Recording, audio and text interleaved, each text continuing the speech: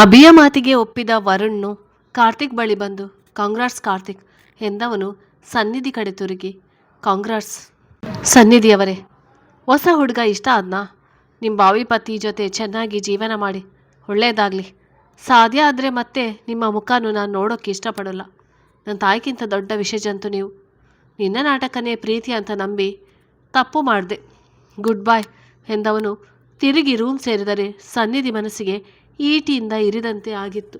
ವರುಣ್ ಮಾತುಗಳು ಸನ್ನಿಧಿಯ ಮೇಲೆ ಹರಿಹಾಯ್ದು ವರುಣ್ ತನ್ನ ರೂಮಿನಲ್ಲಿ ಮಂಚದ ಮೇಲೆ ಅಗಂತ ಮಲಗಿದ್ದವನಿಗೆ ಸಂಜನ ಕಳಿಸಿದ ರೆಕಾರ್ಡ್ ನೆನಪಾಯಿತು. ಅವನ ಸನ್ನಿಧಿ ನಡುವಿನ ಮನಸ್ತಾಪವನ್ನು ಹಿಂದೆಲ್ಲ ನಾಳೆ ಸರಿ ಮಾಡ್ಬೋದು ಅಂತ ತನ್ನ ಸನ್ನಿಧಿ ಮದುವೆಗೆ ಮನೆಯವರ ಜೊತೆ ಮಾತನಾಡಿ ಒಪ್ಪಿಸಬೇಕೆಂದುಕೊಂಡವನಿಗೆ ಸನ್ನಿಧಿ ದೊಡ್ಡ ಹೊಡೆತವನ್ನೇ ನೀಡಿದ್ದಳು.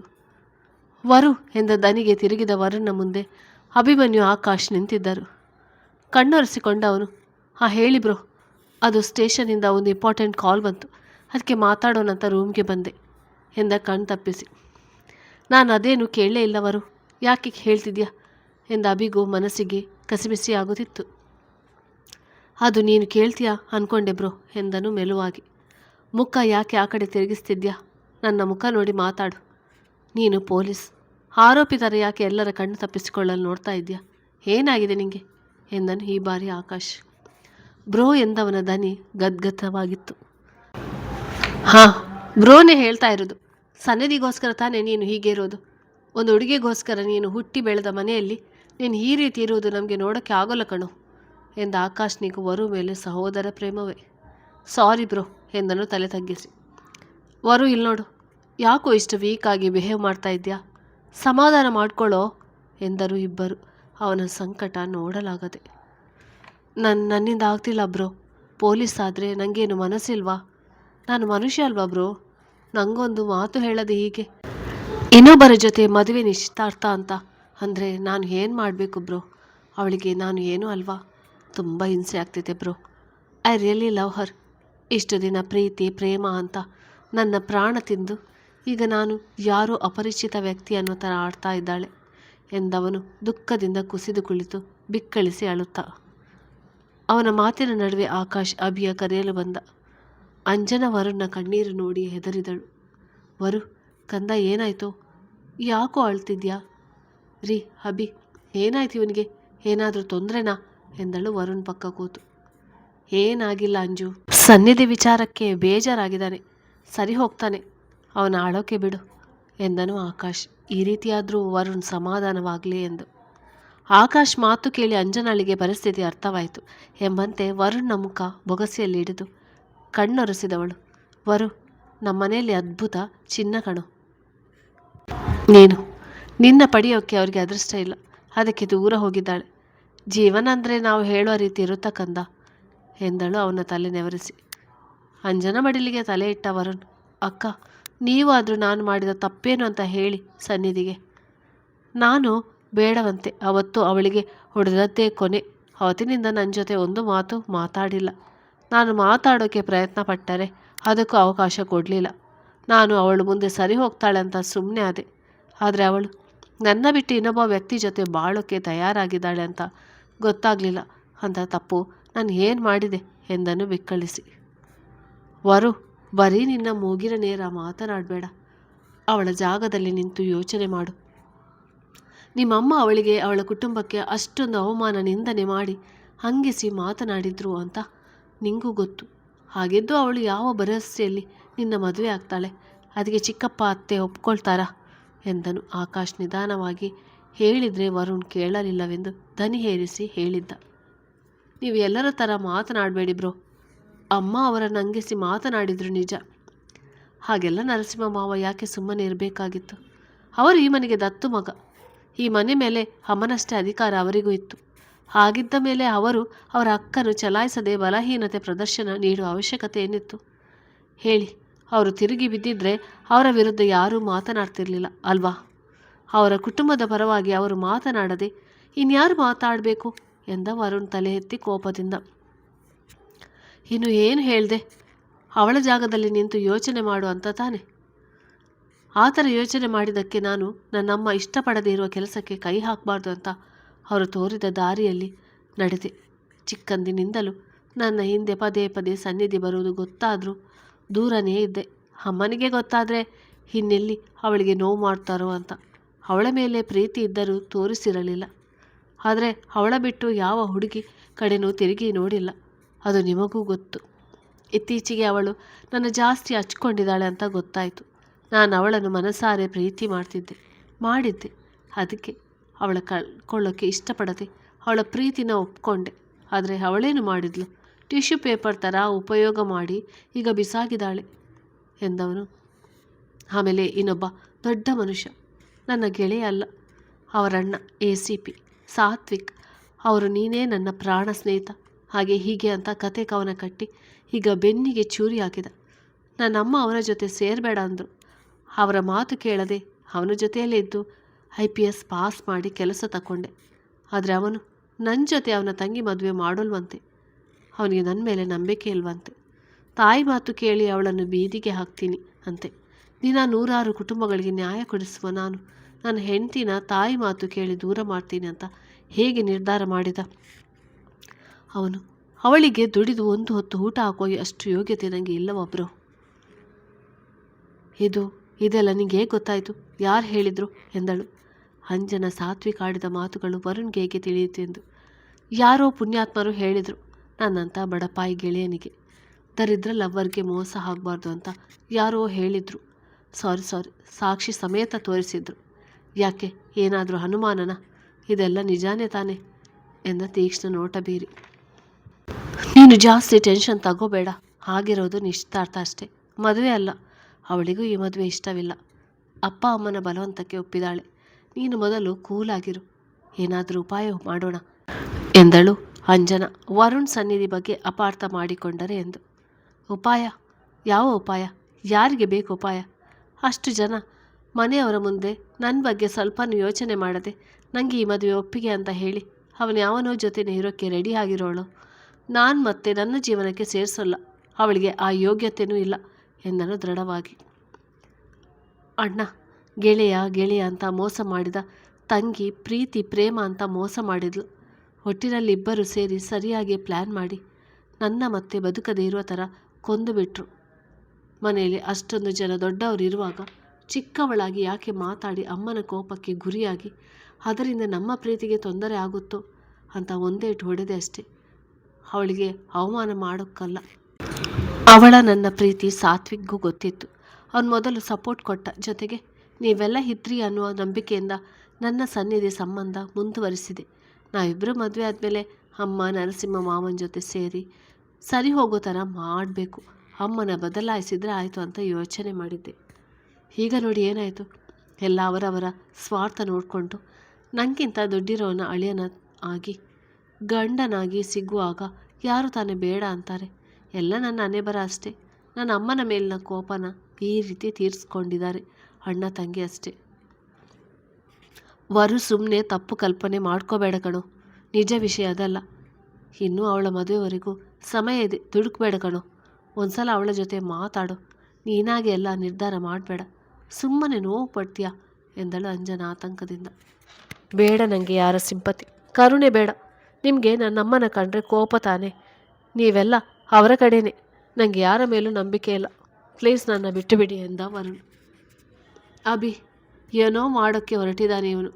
ನೀನಾದರೂ ಸ್ವಲ್ಪ ಬುದ್ಧಿ ಹೇಳೋ ಎಂದಳು ಅಂಜನ ಗಾಬರಿಗೊಂಡು. ಇಲ್ಲಿವರೆಗೂ ಸುಮ್ಮನೆ ನಿಂತು ಎಲ್ಲವನ್ನು ಕೇಳಿದ ಅಭಿ, ಅವನು ತಡಿಬೇಡಿ ಅತ್ತಿಗೆ. ಅವನು ಸರಿಯಾಗಿ ನಿರ್ಧಾರ ಮಾಡಿದ್ದಾನೆ. ಈ ಮನೆಯಲ್ಲಿ ಇಷ್ಟು ದಿನ ಇದ್ದರು. ಆದರೆ ಅವರಿಗೆ ನಾವು ತೋರಿಸಿದ ಕಾಳಜಿ ಪ್ರೀತಿಗಿಂತ ಮನೆಯ ಮೂರನೆಯವರ ಮಾತೇ ಮುಖ್ಯ ಆಯಿತು. ಇಂಚನ ಸಾತ್ವಿಕ್ ಪ್ರೀತಿನ ತಿರಸ್ಕಾರ ಮಾಡಿದಾಗ ನನ್ನ ತಮ್ಮನ ದುಃಖ ನೋಡೋಕ್ಕೆ ಆಗದೆ ಅವನು ಸಂತೋಷವಾಗಿರಲಿ ಅಂತ ಅವರ ಮನೆಯವರ ಜೊತೆ ಮದುವೆ ಮಾಡಿಸಿದೆ. ಆದರೆ ಇವತ್ತು ಅವನ ತಂಗಿ ಮದುವೆಗೆ ನಾವು ಬೇಡವಾಗಿದ್ದೇವೆ. ಅವನ ಅಪ್ಪ ಅಮ್ಮ ತಂಗಿ ಹೆಂಡತಿ ಇಷ್ಟೇ ಅವನ ಕುಟುಂಬ. ನಾವೆಲ್ಲ ಹೊರಗಿನವರು ಅಂತ ತೋರಿಸಿದ್ದಾನೆ. ಅವನ ಹತ್ರ ಇನ್ನೇನು ಕೇಳೋದು ಎಂದ ಅಭಿ ಮೌನ ಮುರಿದಿದ್ದ. ನಿನ್ಮೇಲೆ ನಮಗಿರೋದು ಸಿಂಪತಿ ಕರುಣೆ ಅಲ್ಲ ಕಣೋ, ನಿಜವಾದ ಸಹೋದರ ಪ್ರೇಮ. ನೀನು ನನಗೆ ಅತ್ತೆ ಮಗನೇ ಇರ್ಬೋದು, ಆದರೆ ನಾವು ನಿನ್ನ ನಮ್ಮ ತಮ್ಮನಾಗಿ ನೋಡಿದ್ದೇವೆ. ಅತ್ತೆ ಮೇಲೆ ನಮಗೆ ಕೋಪ ಅಸಮಾಧಾನ ಇದ್ದೆ, ಆದರೆ ದ್ವೇಷ ಇಲ್ಲ ಕಣೋ.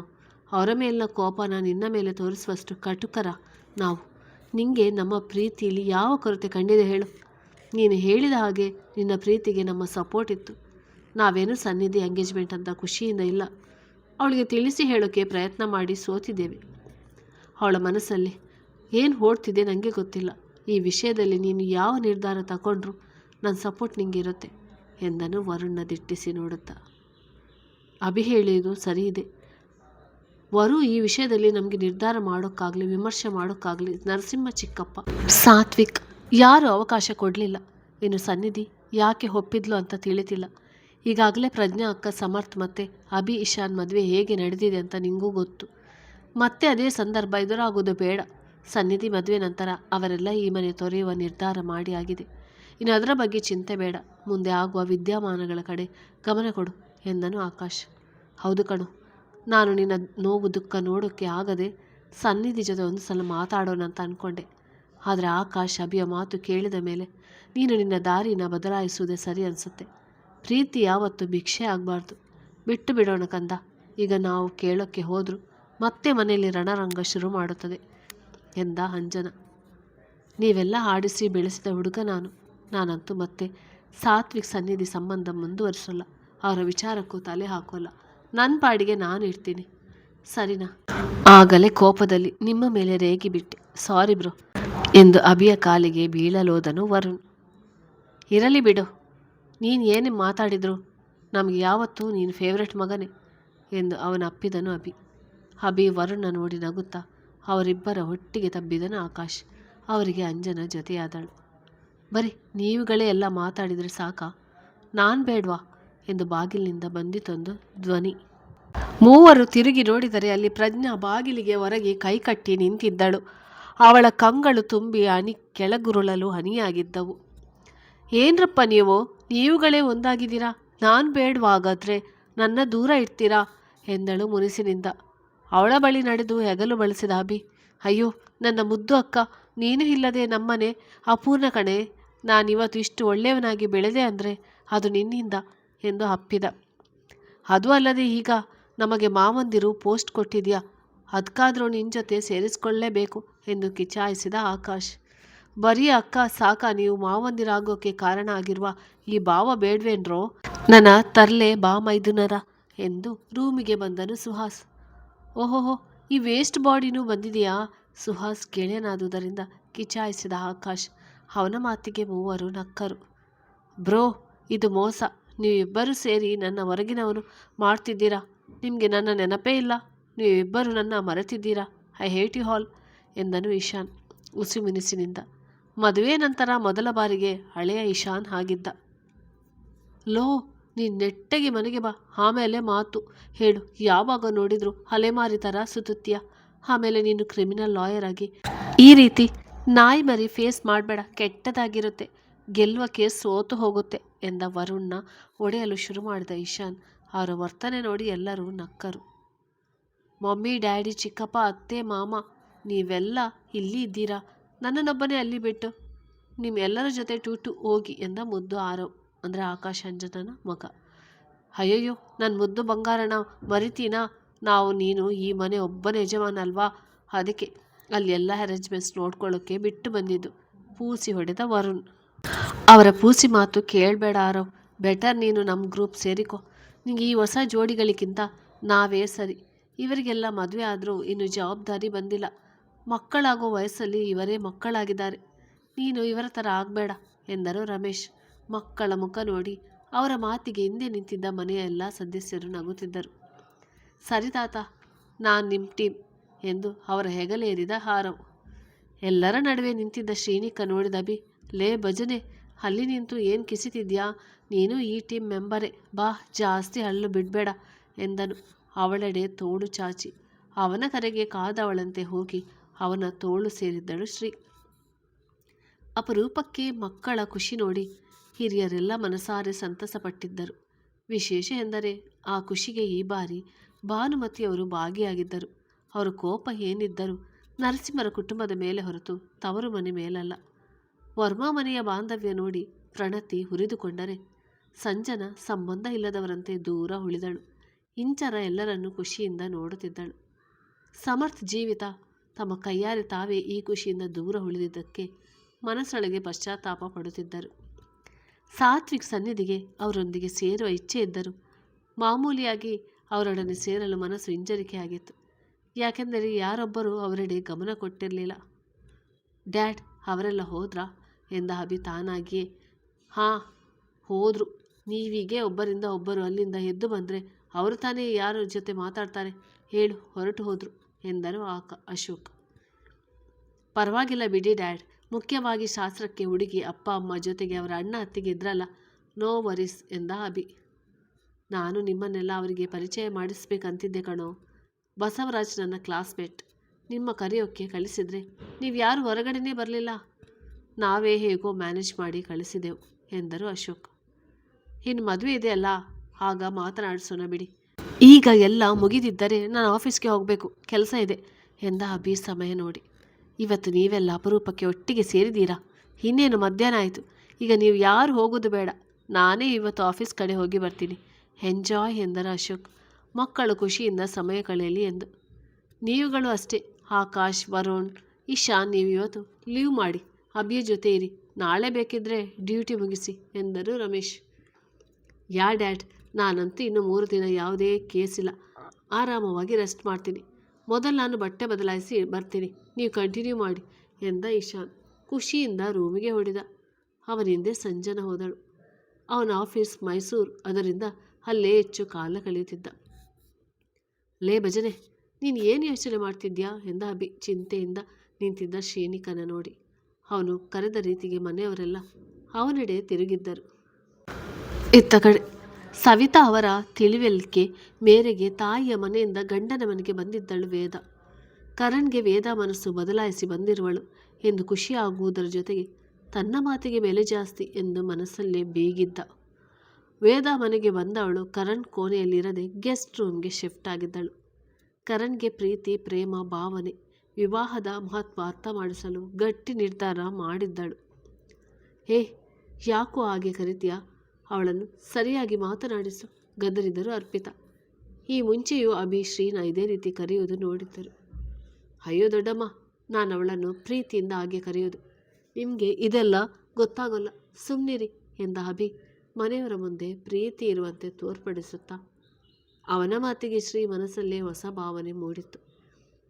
ಪ್ರೀತಿ ಇದ್ದರೆ ಚಿನ್ನ ಮುದ್ದು ಅನ್ನು, ಅದೇನದು ಭಜನೆ ಅಂದ್ಕೊಂಡು ಏನಕ್ಕೆ ಹಾಗೆ ಕರೆಯೋದು? ಇದು ಪ್ರೀತಿನೇ. ಅವಳು ಇಲ್ಲಿ ಇರೋ ಥರ ರೂಮ್ನಲ್ಲಿ ಇರೋಲ್ಲ, ಅವಳಾಡೋದು ನೋಡೇ ಹಾಗೆ ಕರೆಯೋದು.